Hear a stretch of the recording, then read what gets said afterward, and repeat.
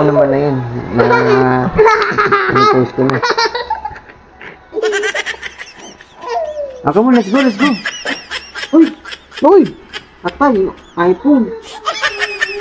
iPhone the oil. Hindi ko na kailangan yung ano. O si picture. Hindi ko na kailangan yung Picture. ano. Yung karayom. Oh, kunin mo to.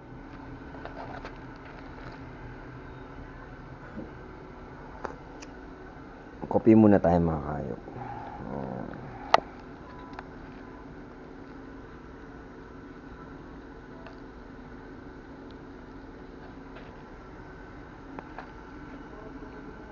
Tayo dito. Dagat, fishing tayo. Copy lang tayo, tas fishing tayo ulit. Habang masarap pa yung araw sa balat. A few inches later. Ayan mga kayop. So, balik tayo dito sa fishing spot, no? Try tayo ulit mag-fishing. Inaabot na tayo ng alas 7 na. Mag-alas 7 na. Sa kakahintay sa kanila. So, wala naman silang plano talaga. So, iwanan na lang natin. Mauna na tayo. Wala kang awa! Kasi, hirap. Matagal kumilos yung mga yan. Mga kasama natin, ang hirap ano, ulit-ulit ka na ng sinasabi. Wala pa rin. So, tapos wala palang plano na gano'n. Ay, di rin pala sasama. O, di. Kasi tayo, fishing na tayo ulit. Ay, yung oras kasi inuubos lang nila yung oras nila sa loob lang ng ang dami activities dito, di na nila pinunta, ginawa. Ayan, dito lang hindi na sila pumunta. Sawa na pala sa beach, pero naghanap ng white sand. Kaya pa naghanap ng white sand kung sawa ka na sa beach?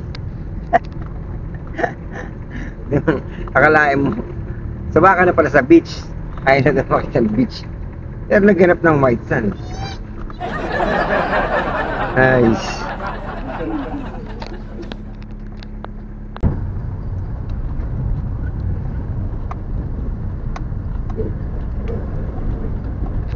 Rito.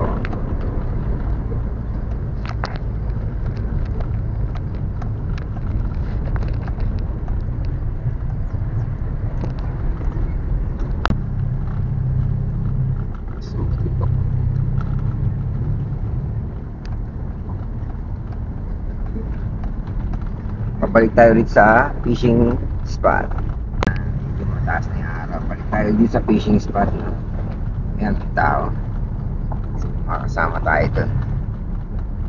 Fishing tayo ulit, fishing. 10 seconds later. Mga kayop, so unang bato natin, no? Ito muna ang gagamitin natin. Balik tayo ulit dito sa fishing spot. Try ulit, try.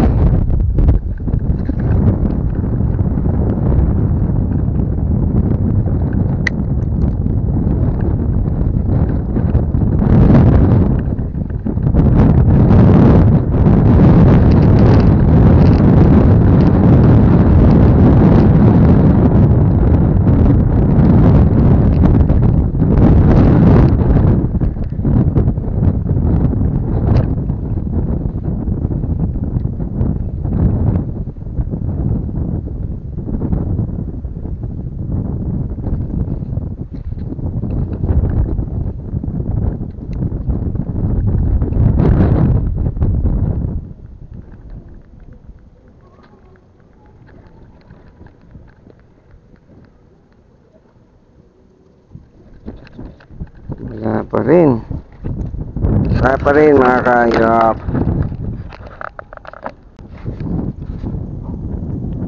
Parang walang isda. Wala man lang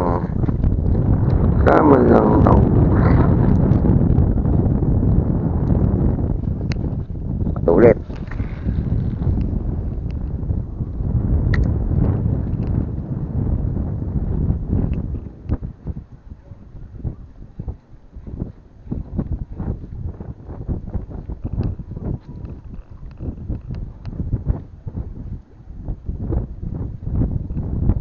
Wala talaga eh. balik yan. Yan, ayaw ko na kasi bandaron kasi sumasabit, may mga bato yung matakaw sa sabit. Yan, wala pa rin tayo mahuli, so palit tayo ulit ng change tayo ng rod, ay ng gamit. Try natin dito ng so, magandang-ganda to kasi nakalutang lang yung isda. Tingnan natin kung may kakagat. Hirap eh. Hello. Yan, mga kasama tayo nag-iisda dito.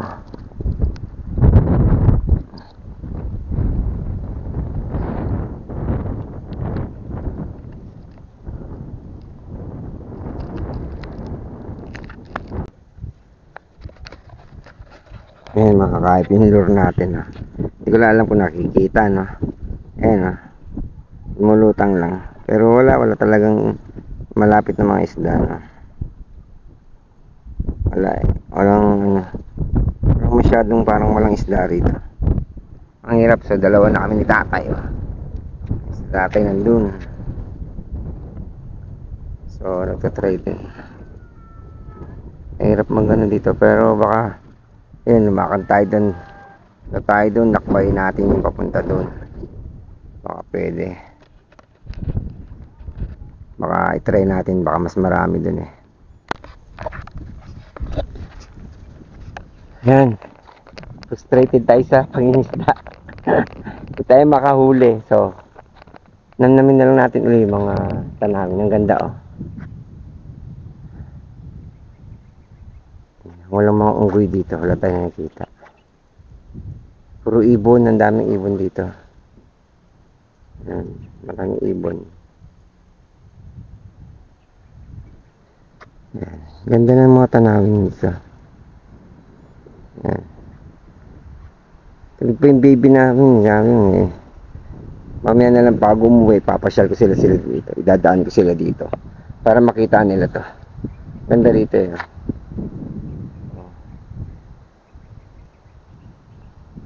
So, tara, larga na tayo. Ubus oras natin eh, wala namang isda, di makahuli. Yan mga kayok, so palabas na kami ng Pico del Oro. So, paalis na kami. Yan, nag-ibig na si Angie, ganda na ni Angie.